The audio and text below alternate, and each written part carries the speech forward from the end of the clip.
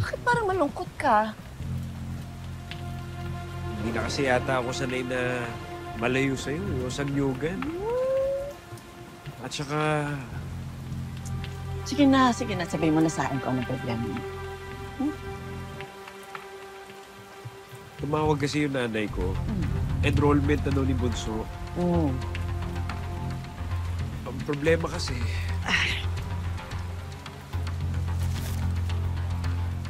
O ito ang 20,000, ha? Bigyan mo to sa nanay mo. ang laking halaga nito. Babayaran ko talaga to. Hindi na. Ano ka ba?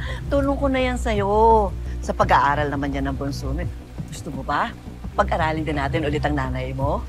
Di ako. Oo, kita mo na. Mas gwapo ko talaga pag masaya ka. Masaya na dapat ako, kaya lang, Oo, bakit? May problema pa ba? Ano? naalala ko lang kasi yung bahay namin eh. Hindi pa kasi bayad eh.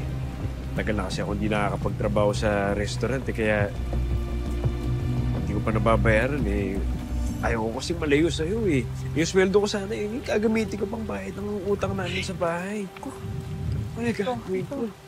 O ayan, 20,000 yan ha. Bayaran mo na yung upa sa bahay nyo. Lahat ng bills, bayaran mo na rin. Bigay ko yan sa'yo. Wala kang utang sa akin. Hindi. Kapag nakaluwag ako, ibabalik ko talaga sa iyo to.